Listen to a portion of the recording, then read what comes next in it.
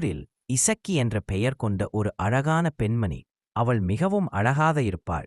அவள் செல்வம் நலன் பெற்று வசதிகளோடு இருந்து வந்தாள். அவள் மீது ஒருவன் காதல் கொண்டு பிறகு அந்த பெண்ணை திருமணம் செய்வதாக ஆசை கூறினான். பிறகு அந்த பெண்ணும் அவன் மீது காதல் கொண்டு மிக அதிகமாக நம்பினாள். அவனை நம்பி வீட்டில் உள்ள பொருட்களை எடுத்துக்கொண்டு அவள் காட்டுப் பகுதிக்கு வந்தாள். அப்பொழுது அவன் அவள் மீது ஆசைப்படவில்லை.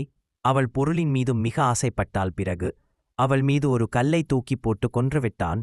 அவள் இறந்துவிட்டாள். அவன் அந்த பொருட்களை எடுத்துக்கொண்டு காட்டுப்பகுதியில் ஓடிக்கொண்டிருக்கும் பொழுது ஒரு பாம்பு அவனை தீண்டி விடுகிறது.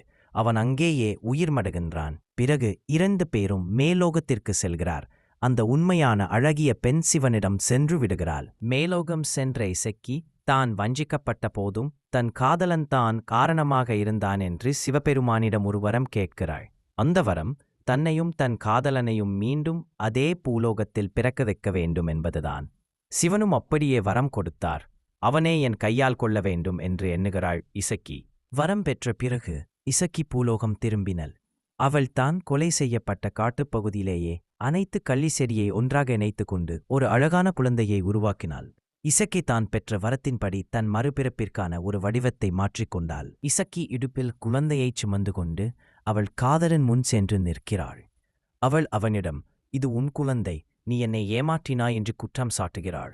அவள் நீ செய்த துரோகம் எனக்கு என்று கூறுகிறாள். ஆனால் அவன் இந்த குற்றத்தை முற்றிலும் ஏற்க மறுக்கின்றான். பிறகு மக்கள் அனைவரும் கூடியிருந்த சபையில் இசக்கி தன் கூற்றை நிரூபிக்க அப்போது அந்த குழந்தை கூடியிருந்த மக்கள் முன்னிலையில் தன் தந்தையாகிய அவனிடம் நோக்கி ஓடிச் சென்று அப்பா என்று அழைக்கிறது. மக்கள் அனைவரும் இருவரையும் ஓர் அறைக்குள் வைத்து அடைத்து வைக்கிறார்கள்.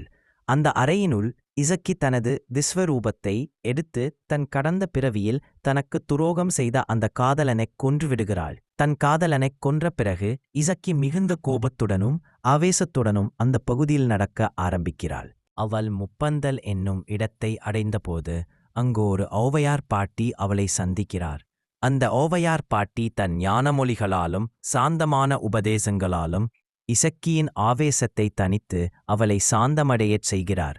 பிறகு பார்வதியின் அம்மாவிடமிருந்து அருளை பெறுகிறாள் இசக்கி. அதன் பிறகு பார்வதி அம்மன், இப்பகுதியில் உள்ள மக்களே இசக்கி ஆகிய நீயக்கி அருள் செய்ய வேண்டும் என்று சொல்கிறார். இதன் பிறகு இசக்கி அந்த பகுதி மக்களின் குல தெய்வமாக, காவல் தெய்வமாக வணங்கி வருகிறார்கள். அவளது கோபம் தணிந்த பிறகு அவள் மக்களுக்கு அருளும் சக்தி வாய்ந்த தெய்வமாக சொல்லப்படுகிறது. இசக்கியிடம் சென்று தம் குறைகளை சொல்பவர்களுக்கு அருள் புரிகிறாள்.